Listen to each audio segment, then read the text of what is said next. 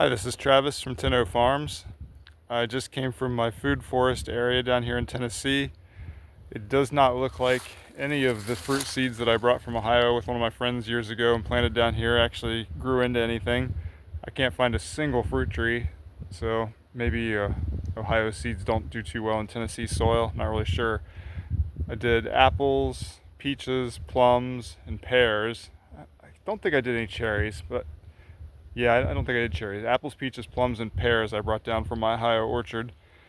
And so I've been clearing out the pathway here so I can actually drive back to the orchard, forest, whatever you want to call it there. It's really a nothing at this point. It's a field full of sweet gums and tall grass and a bunch of ticks right now. I sprayed myself with 100% DEET and still ended up covered in seed ticks. So I'm picking those off and walking back to the truck now. I'll show you the pathway here that I cleared today. So now it's fully drivable again.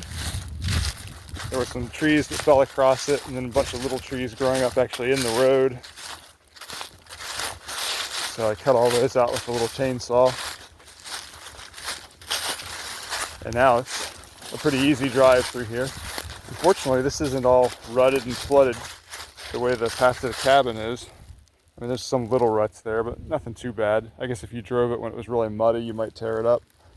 But right now, it just looks like it's just from the water running down the hill. So I've got two full pathways cut now. I've got this one to the food forest. I've got the other one open all the way to the cabin. So we can get to both of those from the main gated entrance. And then on the other side of the food forest, there's a path that was cut through there that goes to the south side of the property to one of the entrances down there. But that hill is so steep, you really couldn't take anything but a four-wheeler on it. I don't think you could get a truck up it. And I've got the other road on the south side of the property too, that we put the culvert in a year and a half ago.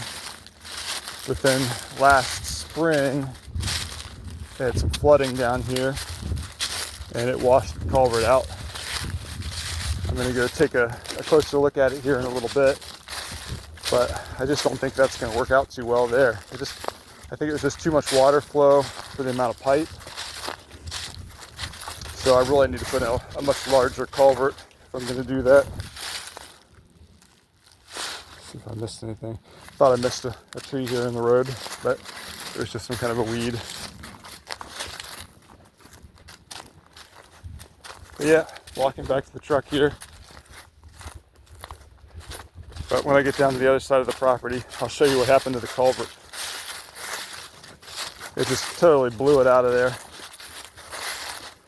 So I probably need to get some more rock. Need to get some more rock to fill in those ruts over by the cabin too. It worked really well on that main hill coming in where we put it. So there's always a lot of work to do down here, but it's a lot of fun too at the same time, especially when the weather's nice like it is today. It's cool and breezy.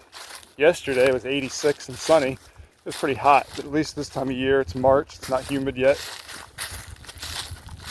So I'm happy about that. I'm enjoying being out here in the woods. Just getting a little bit something different for a while.